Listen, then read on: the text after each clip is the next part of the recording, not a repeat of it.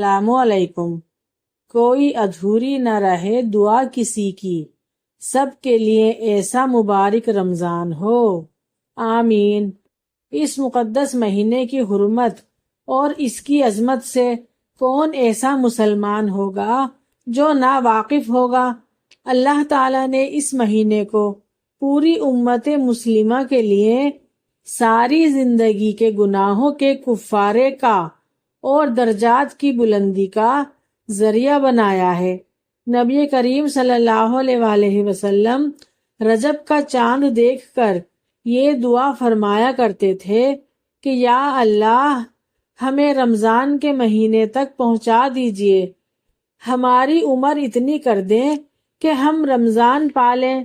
تو رمضان المبارک کا بابرکت مہینہ آنے والا ہے اور ہر گزرتا دن ہمیں رمضان کے قریب لے جا رہا ہے۔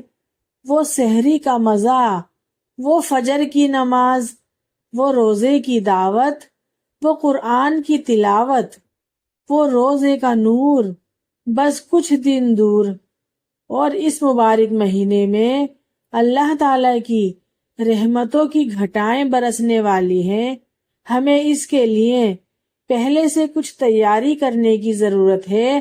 رمضان المبارک کا مہینہ ہر سال آتا ہے اور گزر جاتا ہے، لیکن ہمیں کوشش یہ کرنی چاہیے کہ اس رمضان کے ایک ایک لمحے سے، اس کی ایک ایک ساتھ سے صحیح فائدہ اٹھائیں، کیونکہ آدمی غفلت کی حالت میں رمضان گزارنا شروع کر دیتا ہے اور یہ باتیں کل سے پرسوں پر ٹلتی چلی جاتی ہیں۔ جیسے مثال کے طور پر آج قرآن کی تلاوت نہیں کی تو ہم سوچتے ہیں کل کر لیں گے اور ابھی بہت دن باقی ہیں۔ اس لیے اس بات کی ضرورت ہے کہ رمضان شروع ہونے سے پہلے ہی اس کی تیاری کریں۔ یہ مہینہ یوں تو روزوں کا مہینہ ہے، رات کے وقت میں تراویح، لیکن ایسا لگتا ہے کہ رمضان کا مہینہ تمام مسلمانوں کو ایک نئی زندگی دینے کا مہینہ ہے۔ 11 مہینے تک ہم لوگ اپنی دنیاوی مصروفیات میں لگے رہتے ہیں اور ان مصروفیات کی وجہ سے ہم بسا اوقات اپنی عبادت ویسے ادا نہیں کر پاتے جیسے کرنا چاہیے، اور اسی وجہ سے اللہ جل جلالہ کے ساتھ جو مضبوط تعلق ہونا چاہیے تھا وہ کمزور پڑ جاتا ہے۔ اسی واسطے اللہ تبارک و تعالیٰ نے یہ مہینہ اس غرض کے لیے بنایا ہے کہ جو لوگ سال کے 11 مہینوں میں گناہوں کی دلدل میں دھس کر اللہ تعالیٰ سے دور ہو گئے ہیں، ان کو اسی مہینے میں قریب لایا جائے اور اللہ تعالیٰ کی محبت، اس کی خشیت، اس کا تعلق، اس میں اضافہ ہو۔ اور در حقیقت یہ مہینہ اس لیے بھی بڑی اہمیت رکھتا ہے کہ اگر غور سے دیکھا جائے تو اس مہینے میں بہت سے واقعات بھی رونما ہوئے ہیں، جیسا کہ 3 رمضان المبارک کو وصال خاتون جنت حضرت فاطمۃ الزہرا رضی اللہ تعالیٰ عنہ کا ہوا، 10 رمضان المبارک کو وصال ام المومنین حضرت ختیجۃ الکبریٰ رضی اللہ تعالیٰ عنہ کا ہوا، 27 رمضان کو جنگ بدر اور غزوہ جنگ 17 رمضان المبارک کو جنگ بدر لڑی گئی اور غزوہ بدر میں مسلمانوں کی تعداد 313 تھی اور کفار کی تعداد 950 تھی، اور اللہ کے فضل سے اس غزوے میں مسلمانوں کو فتح ہوئی۔ یہ مہینہ اللہ تعالیٰ کی رحمتوں کو متوجہ کرنے کا مہینہ ہے، یہ اللہ تعالیٰ کے ساتھ تعلق مضبوط کرنے کا مہینہ ہے۔ روزہ بذات خود ایک عظیم عبادت ہے، لیکن اس کا ایک بہت بڑا مقصد یہ بھی ہے کہ انسان کو اپنی نفسانی خواہشات پر قابو پانے کی عادت پڑ جائے۔ اسی لیے قرآن کریم میں اللہ تعالیٰ نے فرمایا ہے کہ روزے ہم نے تمہارے اوپر اس لیے فرض کیے ہیں تاکہ تمہارے اندر تقوی پیدا ہو۔ اور تقوی کس چیز کا نام ہے؟ تو گناہوں کو چھوڑ دینے کو تقویٰ کہتے ہیں۔ رمضان المبارک کی چاند رات، یعنی جب رمضان المبارک کا چاند نظر آ جائے تو مغرب کی نماز کے بعد 21 مرتبہ مکمل سورہ قدر پڑھ لیں۔ جو شخص بھی یہ سورت پڑھ لے گا اس کی روزی میں ایسی برکت ہوگی جیسے اونچائی سے پانی تیزی کے ساتھ نیچے ڈھلان کی طرف آتا ہے، اتنی تیزی سے روزگار، مال و دولت اس کی طرف بڑھے گا انشاءاللہ، اور اس کی تنگ دستی دور ہو جائے گی۔ اور دوسرا وظیفہ رزق میں برکت کا یہ ہے کہ رمضان کا چاند دیکھ کر 3 مرتبہ سورہ فتح جو پڑھے گا انشاءاللہ پورا سال اس کے رزق میں برکت ہوگی۔ یہ بہت مجرب وظیفہ ہے، یہ آپ سب لوگ ضرور پڑھنا، اور الحمدللہ میں بھی یہ ہر سال پڑھتی ہوں اور مجھے اس کا بہت فائدہ ہوتا ہے۔ تو میری آپ لوگوں سے یہ گزارش ہے، التجا ہے کہ آپ لوگ یہ سورت ضرور پڑھیے گا انشاءاللہ۔ اور رمضان کا مہینہ اللہ تعالیٰ نے اس لیے عطا کیا ہے کہ اس مہینے کے اندر اپنی عبادتوں کی مقدار بڑھا دو، اللہ تعالیٰ کے ساتھ تعلق مزید مضبوط بنانے کے لیے، اور عبادتوں کی مقدار بڑھا دو اور دنیاوی مصروفیات کو کم کر دو۔ فرمان مصطفیٰ صلی اللہ علیہ وآلہ وسلم ہے کہ رمضان میں اللہ کا ذکر کرنے والوں کو بخش دیا جاتا ہے، اور اس مہینے میں اللہ تعالیٰ سے مانگنے والا محروم نہیں رہتا۔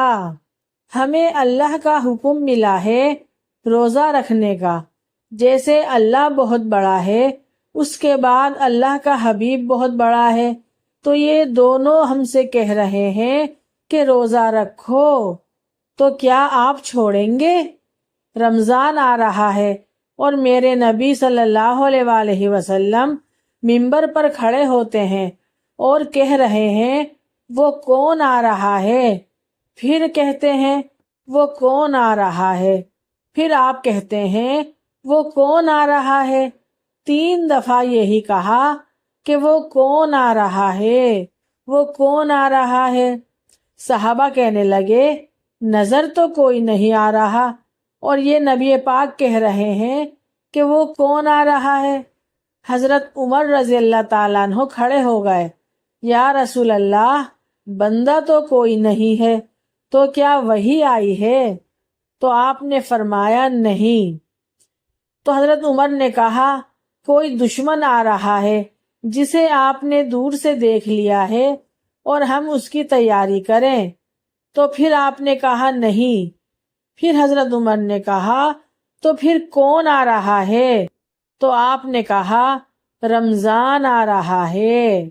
رمضان میں فرض نمازیں 70 فرضوں کے برابر، نفل فرضوں کے برابر، اور تراویح کے ہر سجدے پر 1500 نیکی۔ تراویح کے ہر سجدے پر جنت میں ایک خوبصورت گھر جس کے ساتھ 1000 سونے چاندی کے دروازے ہیں۔ تراویح کے ہر سجدے پر جنت میں ایک درخت سونے چاندی کا جس کے نیچے 100 سال عربی گھوڑا دوڑ سکتا ہے۔ یہ میرے رب کا کرم، فضل اور انعام ہے امت مسلمہ کے لیے۔ اور صرف یہی نہیں، اللہ کا حکم ہوتا ہے فرشتوں کو کہ شیطان قید کر دو، ہو گئے، جنت کے دروازے کھول دو، کھل گئے، جہنم کے دروازے بند کر دو، بند ہو گئے۔ اے مچھلیوں، اے چیونٹیوں، اے پرندوں، اے پروانوں، اے سانپ اور بچھو، تم بھی روزے داروں کے لیے دعا شروع کر دو۔ کر دی۔ سمندر کی مچھلیاں، زمین کی چیونٹیاں روزہ رکھنے والوں کے لیے دعا کرتی ہیں، اور افطاری کے وقت دسترخوان بچھا ہوا ہے، کھانا سامنے ہے، کھا نہیں رہا، ہاتھ اٹھا کر دعا مانگ رہا ہے، تو اللہ کہتا ہے اپنے فرشتوں سے کہ یہ کھاتا کیوں نہیں، یہ پیتا کیوں نہیں؟ فرشتے کہتے ہیں اللہ پاک آپ کی خاطر، تو پھر اللہ پاک فرماتے ہیں کہ تو بس پھر ٹھیک ہے، میری تسبیح چھوڑ دو اور میرے روزے داروں کی دعا پر آمین کہو۔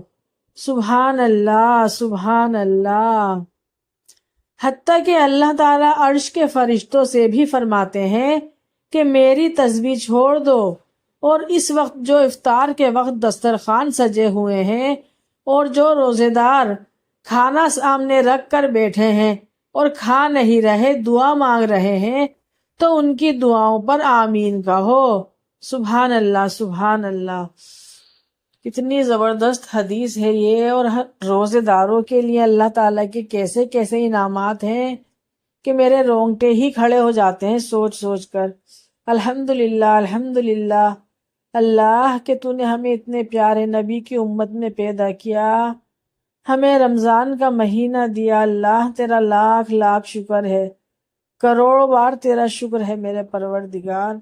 اس مہینے میں ہم سب کو ایسی عبادت کی توفیق عطا فرما کہ ہم جنت حاصل کر سکیں اور جہنم سے بچ سکیں۔ آمین ثم آمین۔ اگر آپ سب کو میری یہ ویڈیو پسند آئی ہے تو پلیز لائک، شیئر، سبسکرائب ضرور کیجیے گا۔ نیکسٹ ویڈیو کے لیے اللہ حافظ۔